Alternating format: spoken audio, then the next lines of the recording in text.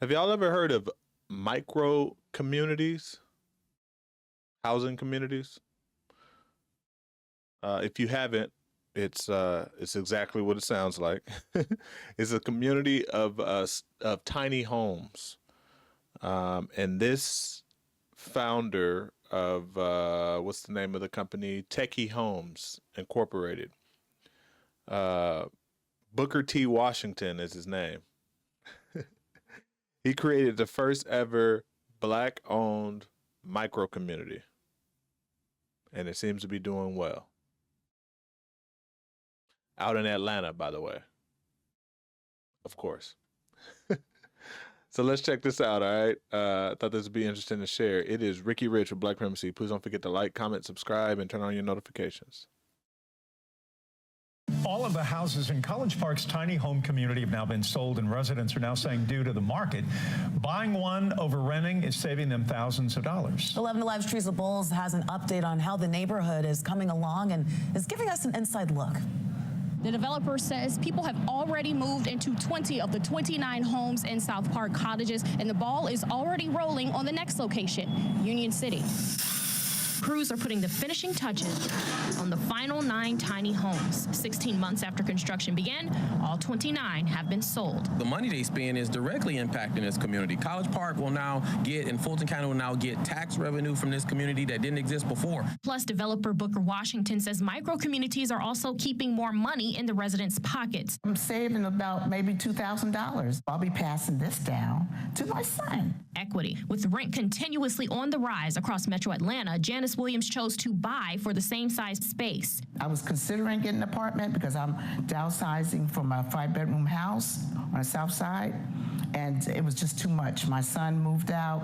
He has a new baby, a new family he's building, and my mother is elderly. She couldn't go up and down the 16 flights of steps to her bedroom. It just makes more sense. Williams has been in the neighborhood for 3 weeks. Washington says there are several other residents like her, singles, single parents, couples, and retirees. The residents of South Park are diverse. They range from 40,000 upwards to millionaires that live here. The average rent in Metro Atlanta is about $2,000 a month. Washington says the average mortgage here is $1,500, and he has his eyes set on the next project, Union Park. Expanding in all urban metro area markets is important because every metro area market is affected by high real estate prices and squeezing out those in the lower incomes. So we are eyeing and targeting the center of Atlanta. We have a long waiting list and interest list of well over 3,000 of people that desire a micro home project. In College Park, Teresa Bowles, 11 Alive News.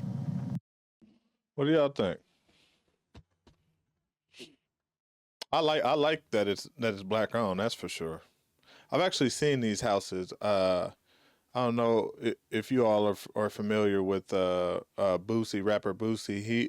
He actually had built a few of these for his kids. I think like 4 of them or 5 of them, maybe even more, in his backyard on his property. And they look actually just like this. They're really nice, for what they are. For me personally, well, let's talk about that first real quick. For me personally, if I'm gonna buy a house, I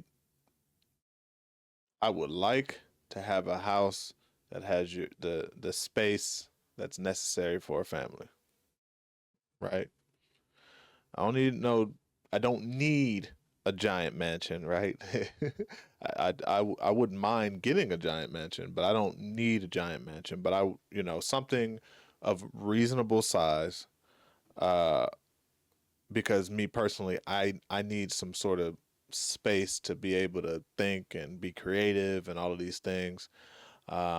If I were living by myself, like this lady here who downsized into one, I think that's phenomenal. I think that's a perfect decision for someone in her situation.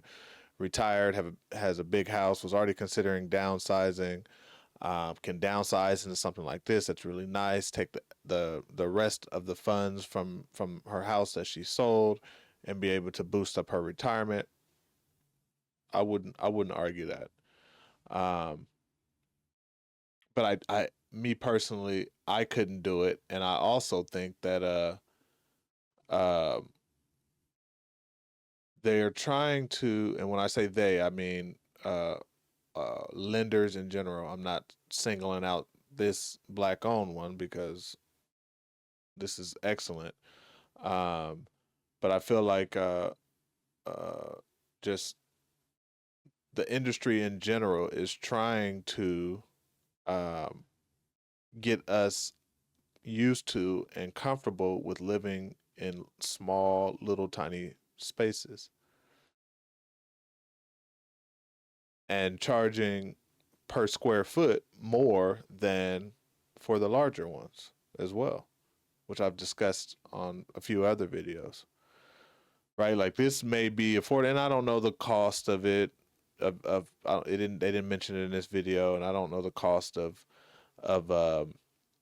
one of these homes are, but I guarantee you if you look at it from a square footage percentage perspective, meaning how much per square foot are you paying for this home? So they take the price of the home if it's $100,000 and they divide it by the square footage of the home. So if it's 1,000 square feet, then you're paying $100 per square foot. If that simple math makes sense. But I get something tells me that with these types of smaller houses that are selling, you're going to pay more per square footage for that house than you would on, say, a 2,000 square foot home, right? Um, I don't like the idea of uh, this affordable housing being much smaller, much more compact style of living. That to me, that's just my personal opinion. Um, I don't think that solves the problem of unaffordable housing. I think prices have just skyrocketed, and there are things that are allowing people to, and not even people, corporations to come in, buy up a whole bunch of real estate, and restrict the supply of real estate to where people can't. Aff- you, when the supply is restricted, the prices go up, and then people can't afford those new prices, and then they rent them out, and the rest of the inventory that's available is now overpriced. I think something needs to happen there at that level. I think there needs to be a restriction on corporations being able to buy up so much of the land available in the country. That will offer more affordability for regular size homes that we're all traditionally used to. Well, many people, I'm not going to say we're all, I'm not going to say most people, I'm going to say many people are traditionally used to being in, living in when you're growing up. Typically, you think of a certain size of a home, right? And it's not a little small cottage. But that's just my opinion. Y'all let me know what y'all think. I still do think these are nice though. I think they're very nice, and I definitely think these are good alternatives for apartment living. Like she said, she was considering downsizing from her 5 bedroom home and going into apartment. Absolutely not. Keep something uh, that's an asset, right? Um, and something that and I assume that she just paid this off, so now she has no rent. She doesn't have to pay anybody, and I assume that based on the fact that she was downsizing, she had equity, if not her whole house, to sell, and then pay for this. But it's nice. It's nice.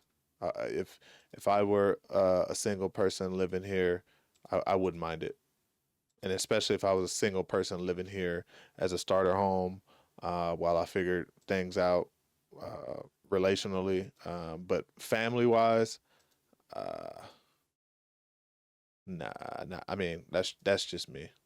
That's just me. But I'm planning for hopefully a family of you know, 4 to 5 or more, you know. So, you know, that wouldn't work in this situation. Right? No judgment passed though. This is nice. This is dope. And I'm so glad that it's black owned. But y'all let me know what y'all think. All right, it's Ricky Rich with Black Primacy. Please don't forget to like, comment, subscribe, and turn on your notifications.